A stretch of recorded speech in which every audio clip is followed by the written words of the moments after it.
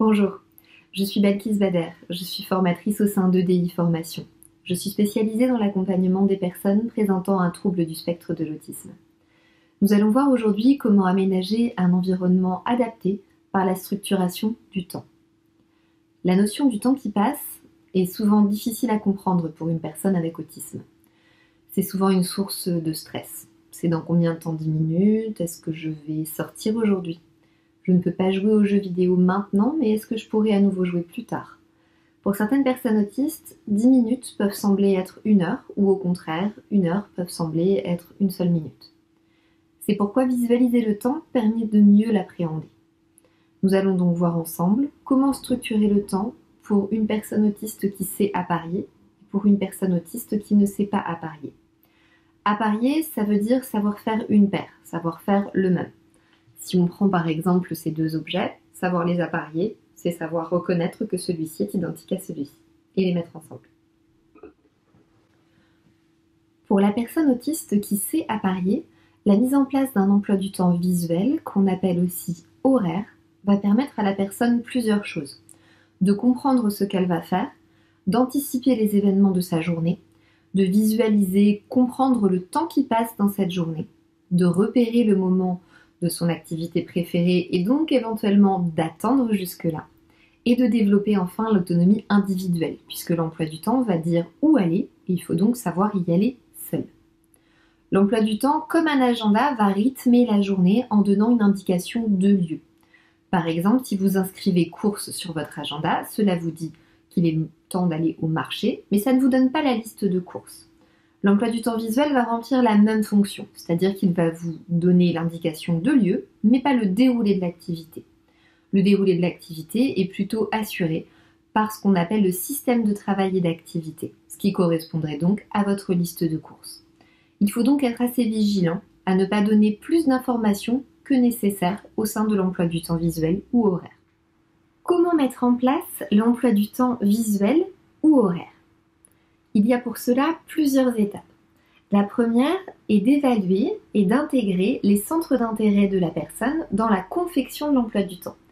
L'idéal est bien sûr de réaliser cet emploi du temps ensemble. Si par exemple la personne apprécie beaucoup les voitures, il est possible d'intégrer une image de voiture sur l'emploi du temps. Si la personne aime beaucoup ce qui scintille, il est possible d'intégrer des paillettes sur l'emploi du temps. La deuxième étape est d'évaluer la compréhension des indices visuels. Les indices visuels seront donc utilisés pour fonctionner sur cet emploi du temps. Les indices peuvent être des dessins, des pictogrammes, des photos, des mots écrits ou des objets fonctionnels ou symboliques.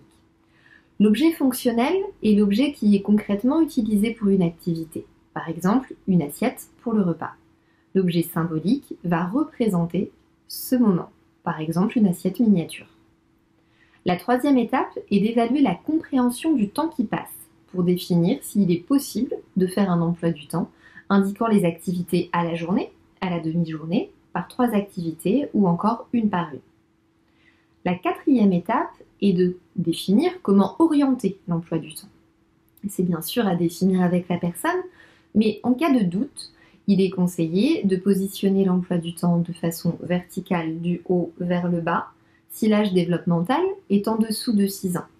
Au contraire, on peut positionner l'emploi du temps à l'horizontale dans le sens de la lecture à partir du moment où l'enfant ou l'adulte a un âge de développement qui est supérieur ou égal à 6 ans. La cinquième étape est de choisir le lieu idéal pour l'emploi du temps. Ça peut être un couloir, le hall, éventuellement la chambre. Dans tous les cas, il faut que ce soit dans un lieu de passage, mais pas un lieu passant. L'emploi du temps est point de départ et de retour de chaque activité, donc il doit être accessible tout le temps. Ça veut dire qu'on ne peut pas le positionner dans une pièce qui, par exemple, est fermée à clé à certains moments de la journée. L'emploi du temps doit aussi être à la hauteur des yeux. Certaines personnes de petite taille ou au contraire de très grande taille ont parfois des emplois du temps qui ne leur sont pas tout à fait accessibles. Il faudra donc être vigilant au moment de le positionner. L'emploi du temps doit également être adapté à la motricité de la personne.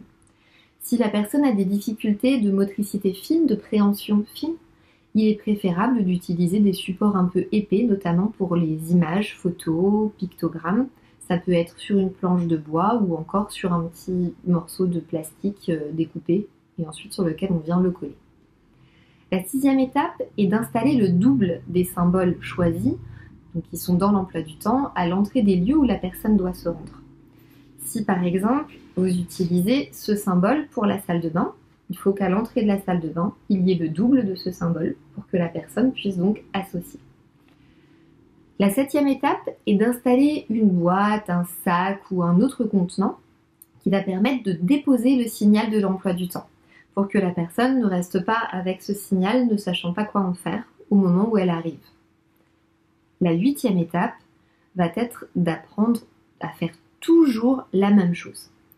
Toujours la même chose, c'est que dans un premier temps, il faut regarder le signal visuel qui est dans l'emploi du temps. Ensuite, il faut le prendre. Ensuite, il faut se diriger à l'endroit où se trouve l'activité, donc le même signal, pour pouvoir les apparier, faire le même, et donc réaliser l'activité. À la suite de quoi, il faudra savoir retourner à l'emploi du temps et recommencer. Plusieurs points de vigilance. Tout d'abord, l'emploi du temps n'est pas un jeu. Il faut donc que la personne ne joue pas avec son emploi du temps, ni avec les signaux qui composent cet emploi du temps. La deuxième chose, c'est que l'emploi du temps ne doit pas être défait au cours de la journée. C'est un point de repère pour la personne. Bien sûr, des imprévus, ça peut arriver. Lorsqu'il y a un imprévu, et c'est là le 3e point, l'idéal est d'intégrer cet imprévu dans l'emploi du temps par un signal visuel avec la personne. Bien sûr, si ce n'est pas possible, on essaie d'expliquer avec les moyens de communication qui sont à notre portée. Les objets de l'emploi du temps ne sont pas non plus des outils de communication. Donc, l'idéal, c'est que l'emploi du temps conserve sa fonction d'outil de structuration du temps. Il est possible, par contre, et il ne faut surtout pas hésiter, à mettre en place un outil de communication alternatif à la parole ou augmentatif en parallèle. On a déjà identifié par l'emploi du temps quels signaux étaient compris au niveau visuel. On peut donc s'appuyer sur ces évaluations pour développer des outils de communication. Certaines personnes vont avoir besoin d'une vue d'ensemble, de voir plus loin qu'à la journée et à la demi-journée. Il est possible de créer des emplois du temps à la semaine, au mois, à l'année, en fonction de l'intérêt pour l'outil et de la demande des personnes. Autre point, l'emploi du temps permet de travailler la flexibilité mentale. Comment est-ce qu'on travaille la flexibilité mentale grâce à l'emploi du temps? Tout d'abord, on commence à travailler la flexibilité mentale uniquement quand l'outil est bien compris par la personne. Quand toutes les étapes qu'on a vues avant, prendre le signal, se diriger vers l'endroit, les séquences avant, après, etc. sont bien comprises, bien maîtrisées.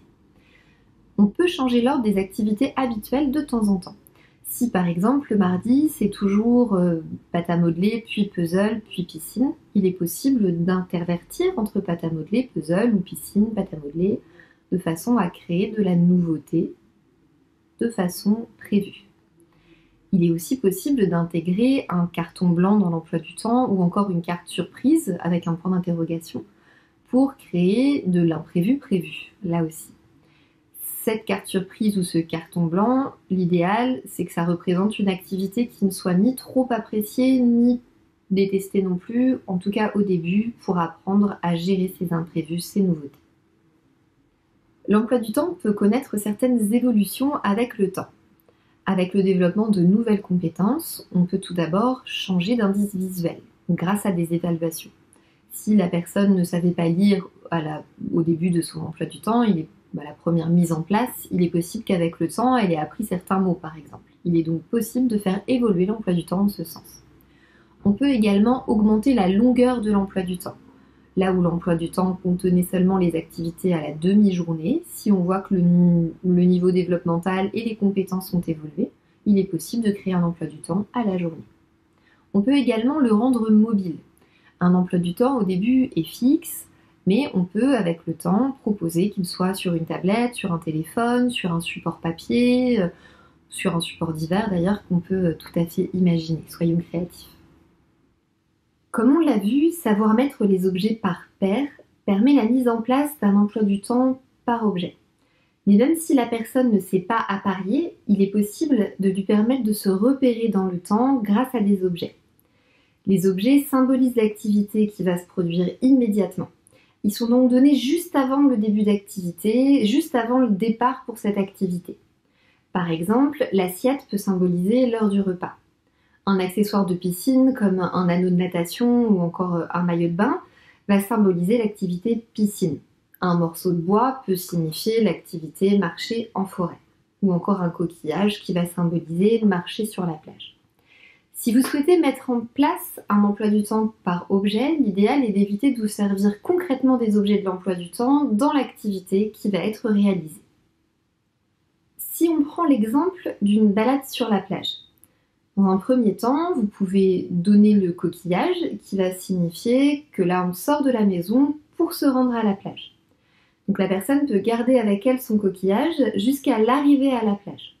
Ensuite, un objet qui symbolise la maison pourra être donné juste avant le moment de rentrer à la maison lorsque l'activité plage sera finie. Les objets sont plutôt utilisés ici comme des objets de transition, mais ils permettent tout de même de se repérer dans le temps et en tout cas de comprendre l'enchaînement des activités, ce qui permettra plus tard d'accéder à un niveau d'emploi du temps peut-être un petit peu plus complexe. Bien sûr, n'oubliez pas d'évaluer et de vous adapter à chaque personne puisque en fonction des profils, on va avoir des besoins en termes d'objets qui seront très différents. Il est aussi possible d'appréhender le temps en structurant les activités qui donneront alors les indications temporelles elles-mêmes. Par exemple, pour l'activité faire du roller. Si on ne se représente pas bien ce que c'est faire du roller pendant 10 minutes, on peut proposer faire du roller pendant 2 chansons.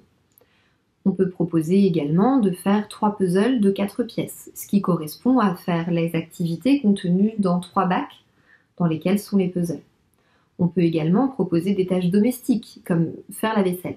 On peut proposer faire la vaisselle, un verre, une assiette, une fourchette.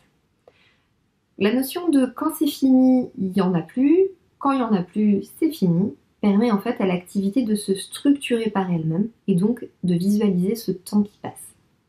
Il y a certains outils également qui permettent de visualiser le temps qui passe. Donc il y a ceux qu'on connaît tous, les pendules, les montres. Mais il y a aussi des sabliers, les minuteurs de cuisine ou encore les objets qu'on appelle les time timers qui permettent de voir le temps qui passe grâce à une petite partie rouge qui s'écoule et quand il n'y a plus de rouge, c'est fini. Merci d'avoir suivi cette vidéo. Toute l'équipe de DI Formation se tient disponible pour répondre à vos éventuelles questions et demandes. À bientôt.